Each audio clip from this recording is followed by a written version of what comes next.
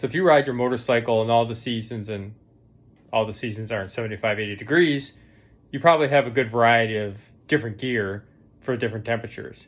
I know I spent a lot of time trial and error, a lot of money, in research trying to figure out what was right for me. So I'm going to do some reviews on what I wear for the different seasons.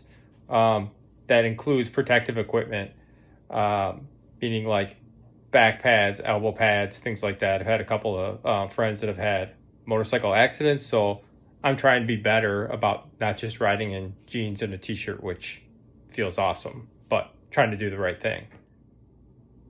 So the 3 videos I'm going to do is I'm going to do one for winter, and I'm going to go over the Gerbring heated gear I have, which is a jacket liner, pants, and then I have summer like mesh protective jacket, and then what I wear in the spring and fall, which is the video I'm going to do today, which is the Skullriderz protective flannel that also has a liner.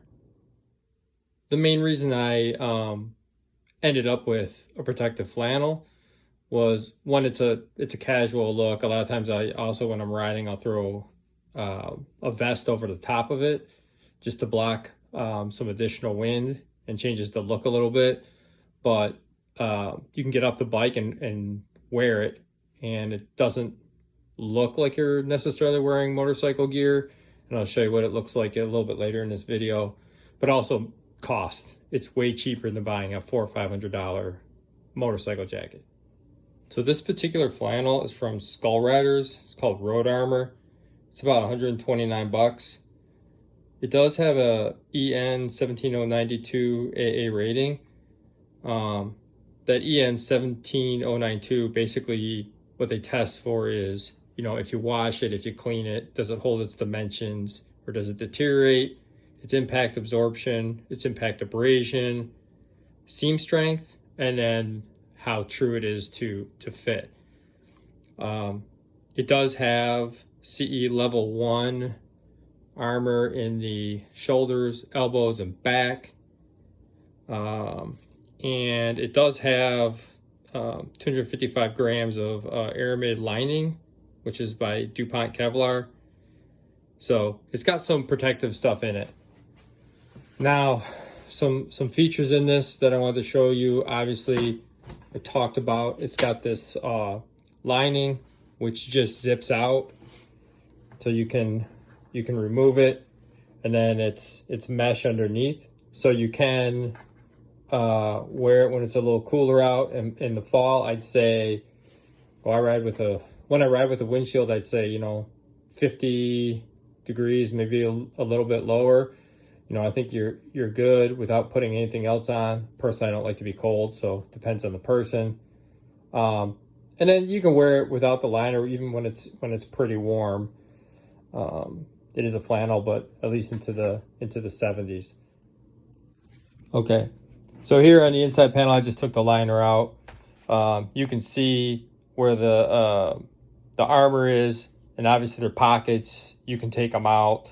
But you got your elbows, you got your shoulders, you got your back, and pretty much everywhere here where it's got this mesh design is where you have the aramid fiber lining.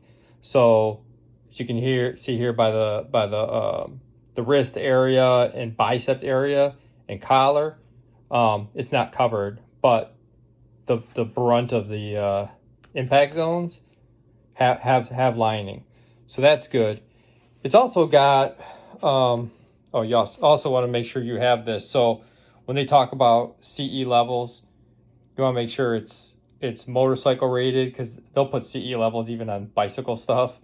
And then you got your AA rating, which is AAA is the best.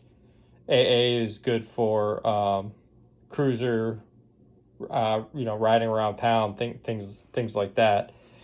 But it's got these belt loops, which is nice. I've never actually used them, but in an accident, this is going to keep that jacket from riding up on you at all and keeping that road rash off. I've never had the jacket ride up when I'm riding, like from wind or anything like that, so I've never used it, but you know, that is a nice option. The other thing that I admit I've never used, but is pretty neat, is you actually have zippers here on the inside. I don't know if you can see that. So this is the body armor that comes with it. Not all of it. I just pulled out one shoulder pad and one elbow pad because I'm lazy.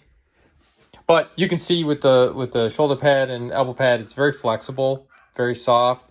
With impact, that's supposed to harden up and become protective. Never tested it, hope I never do. But it's comfortable, it moves good. You got a little bit of extra length there that goes into the forearm, which is good. The back pad, it's felt on one side, so it's really easy to slide into the pocket in the jacket. But on the back side, same thing, pretty flexible. I mean, it's a little bit stiffer, obviously, than this stuff, because it's a back pad, but it's not uncomfortable. And it does kind of flex here, you know, with your back. So you can unsnap this and you can unzip it, make it a little bit looser. It keeps it from just flying up on you too, which is nice. Again, I've never used it, but a pretty cool feature. So as far as pockets, you do have a internal pocket here, which is good for like a cell phone or your wallet. It's a pretty good sized pocket. And then you got the two in the front, which are just snaps. It is a Y2K zipper on the front, and then snap as well. On the back of this jacket, you have shoulder gussets, which are nice too. So when you're on your bike and you're kind of reaching over, like it's not tight. Like some jackets that aren't made for riding, you know, you get kind of that tightness in the back or in the shoulders if you're you know, hunched over or when you're reaching your arms out. So that just gives you that little bit of freedom of movement, which is super good. All right, so apologize for the quality of the model, but this is all I got to work with. So I'm about 5'9", maybe a little bit shy of that, 5'8 3/4, about 170 pounds. This is a size large. I upsized a little bit in case I wanted to put, you know, anything underneath for warmth, and it fits really well.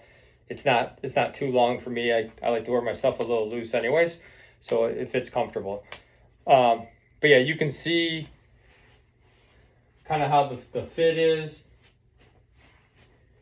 You know, it doesn't necessarily look overly like a motorcycle gear, so I feel like I could get off the bike if I had to go run some errands, and it would look like I'm just wearing a flannel shirt. Maybe it looks like I bulked up a little bit, but for the most part, you know, it's pretty casual, and you still have the protection again in the elbows and the shoulders and in the back, and it's comfortable. It doesn't feel overly stiff. The one thing I would question on this though, honestly, like in an accident, because it's flannel versus like a leather, you can see kind of how much that moves. So I wonder, like in an accident, if that would shift on you and you're hitting your elbow instead of the pad. Not sure. That'd be the one potential thing, I think, with something like this versus like a true motorcycle jacket. So this is machine washable. Says just wash it on cold. Obviously, you take out the armor first. It says don't tumble dry it. I've washed it before, and I believe I just hung it up to dry. Never had any problems. But yeah, this is called the Road Armor by Skullriderz. They have a couple different variations. Some that are mesh for like hot gear or hot weather. Some that have the liners like this one. I believe they have some without armor as well, if that's what you wanted to do. But yeah, I would love to hear what everyone else is using for different season riding. Obviously, leather jackets are going to be the best, but they're also, you know, $500-600. So depending on your funds, you know, that's always an option. But this might be something you'd be interested in. So that's it. Love to hear what you guys think. Leave your comments, like the video, all that good stuff.